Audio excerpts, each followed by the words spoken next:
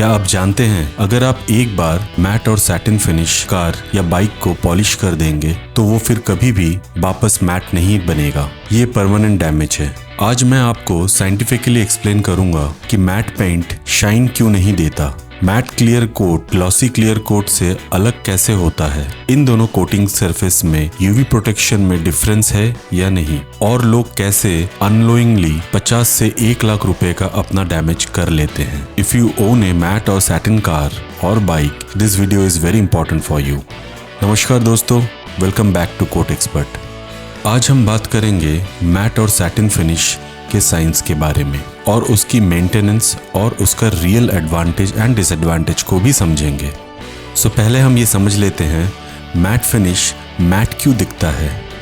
Glossy painted surface smooth होते हैं। Matte finish clear coat के सरफेस पर माइक्रो लेवल टेक्सचर्स होते हैं जो आंखों से नजर तो नहीं आते, लेकिन ये टेक्सचर्स लाइट को रिफ्लेक्ट नहीं करता, स्कैटर करता है, और वहीं पे ग्लॉस पेंट सरफेस से लाइट को डायरेक्ट रिफ्लेक्ट करता है। अगर हम पेंटेड सरफेस पे ग्लॉस मीटर लगाएंगे तो हमें पता चलेगा कि ग्लॉस पेंट का सरफेस में 80 से 95 GU तक ग्लॉस लेवल रहता है, वहीं पे सैटिन कलर्स में 25 से 40 GU तक रहता है और मैट 5 से 15 GU तक ही रहता है। डिफरेंस सिर्फ लुक का नहीं है, सरफेस स्ट्रक्चर का भी है। अब हम समझ लेते हैं, अगर मैट सरफेस में हम पॉलिशिंग करेंगे तो क्या होगा। पॉलिश क्या करता है, ये सरफेस को स्मूथ कर देता है, मतलब क्लियर कोट के टेक्सचर को स्मूथ करता है, और जब टेक्सचर स्मूथ हो जाएगा लाइट स्कैटर होना बंद हो जाएगा और रिफ्लेक्शन स्टार्ट हो जाएगा। Result permanent shiny patch. इसीलिए पॉलिश कर दिया तो वो एरिया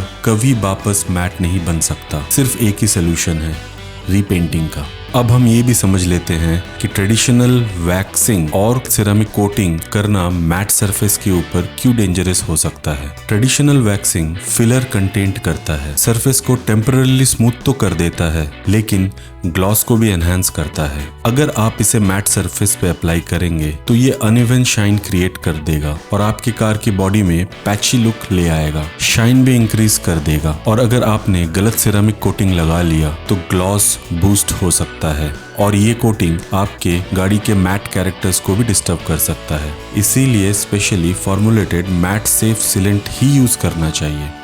अब हम यहाँ पे मैट क्लियर कोट और ग्लॉस क्लियर कोट का रियल डिफरेंस को समझ लेते हैं। लोग सोचते हैं मैट सिर्फ कम शाइन वाला क्लियर कोट है, लेकिन ये सोच कंप्लीटली गलत है। इसमें स्ट्रक्चरल डिफरेंस भी होता है जो आज हम यहाँ पे आपको एक्सप्लेन करेंगे। फर्स्ट, सरफेस स्ट्रक्चर डिफरेंस क्या क्या होता है। ग्लॉस क्लियर कोट में वेरी स्मूथ सरफेस होता है और इसके रेजिन्स सेल्फ लेवलिंग होते हैं और इसका हाई फ्लो ड्यूरिंग क्यूरिंग भी होता है, और ये डिजाइन ही किया जाता है कि ये मैक्सिमम लाइट रिफ्लेक्ट करे। इसका मतलब हुआ ग्लॉसी सरफेस पे लाइट हिट करता है और वो डायरेक्टली रिफ्लेक्ट करता है, इसीलिए हमें हाई ग्लॉस सरफेस दिखता है।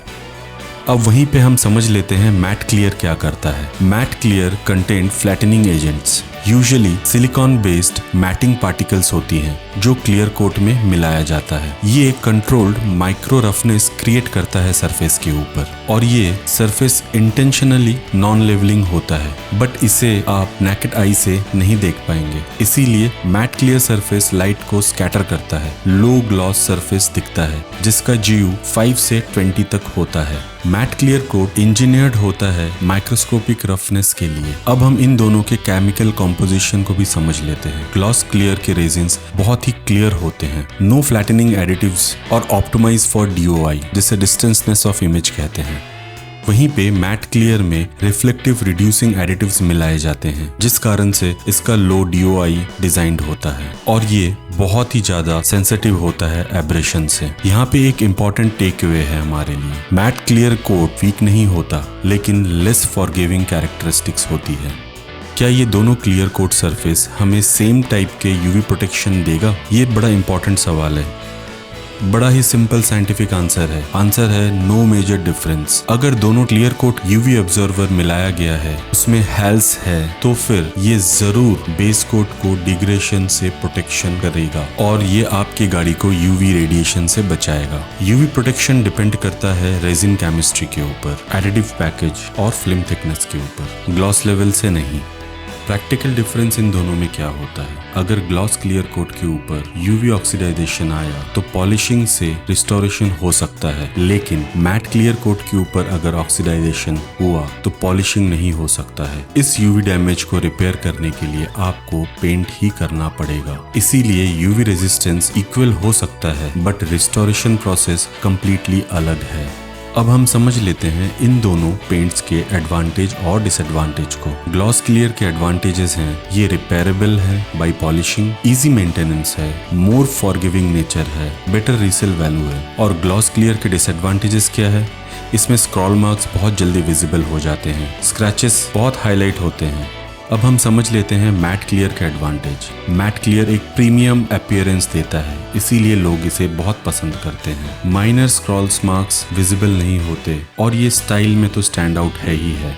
मैट क्लियर के डिसएडवांटेजेस क्या हैं? जैसे कि हमने कहा, इसमें पॉलिशिंग नहीं हो सकता, स्क्रैच रिपेयर करना बड़ा ही डिफिकल्ट है, अनइवन शाइन का रिस्क भी है, इसके लिए हाई नॉलेज मेंटेनेंस की ज़रूरत है।